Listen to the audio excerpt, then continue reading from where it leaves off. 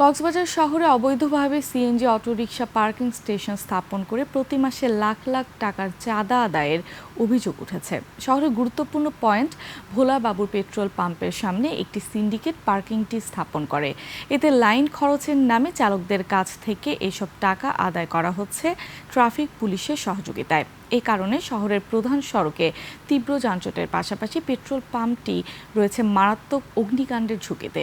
কক্সবাজার প্রতিনিধি Abdul আজিজের তথ্যচিত্রের desk report. 72 ঘন্টা moisture lock সমৃদ্ধ লিলি বডি ওয়াশ শিয়া বাটারের গুডনেস স্কিন রিপেয়ার করে রাখে সফট ও গ্লোয়িং। কক্সবাজার শহরের প্রধান সড়ক এটি। নিত্যদিনের যানজটে দিশেহারা মানুষ। তার উপর সড়ক ঘেঁষে সম্পূর্ণ অবৈধভাবে গড়ে তোলা হয়েছে সিএনজি পার্কিং স্টেশন। প্রতিদিন 20 থেকে 40 টাকা করে এখান থেকে প্রতি মাসে আদায় করা হয় লাখ লাখ টাকা। অভিযোগ আছে 24-এর 5ই আগস্টের পর থেকে লাইনম্যান মোহাম্মদ বেলালের নেতৃত্বে একটি চক্র কিছু অসাধু ট্রাফিক পুলিশের সহায়তায় শহরের ব্যস্ততম এই এলাকাটি দখল করে রাতারাতি পার্কিং স্টেশনটি গড়ে তোলে।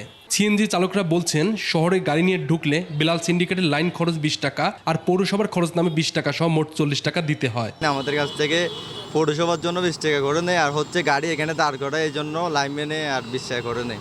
আমাদের মোট 40 টাকা দিতে হয় এখানে। শহরের ভোলাবাবু পেট্রোল পাম্প ঘেঁষে এই সিএনজি পার্কিং স্টেশন গড়ে ওঠায় জ্বালানি সরবরাহে বিঘ্ন সৃষ্টির পাশাপাশি অগ্নিকাণ্ডের ঝুঁকির কথা বলেছেন পাম্প সংশ্লিষ্টরা। তাদের সাথে অনেকবার বলেছি, অনেক বুঝিয়েছি, তো দেখা যায় এই দৌড়ালে অনেক সময় আবার এই ঢুকে যায়। বলতে আমরা নিরবিচ্ছিন্ন তেল সরবরাহ করতে খুব বাধাগ্রস্ত হই, কারণ আমার একটা কাস্টমার স্মুথলি ঢুকতে হবে, স্মুথলি ফুয়েলিং করে তারপর আবার স্মুথলি বেরোতে হবে।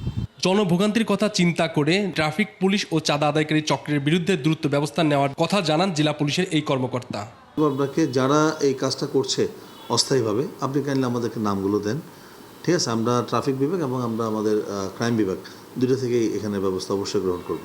এদিকে অভিযুক্ত সিন্ডিকেটের প্রধান মোহাম্মদ বেলাল চাঁদা আদায়ের বিষয়টি স্বীকার করেছেন। 2-3 জন লোক আছে এখানে যানজট নিরসনের জন্য, এই 3 জন লোক কাজ করতেছি।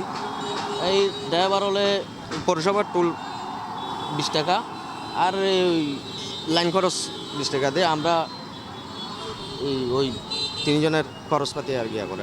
সম্প্রতি কক্সবাজার শহরের কলাতলিতে একটি গ্যাস পাম্পে ভয়াবহ অগ্নিকাণ্ডের ঘটনা ঘটে। Monowar Hossain, desk report, 21 television.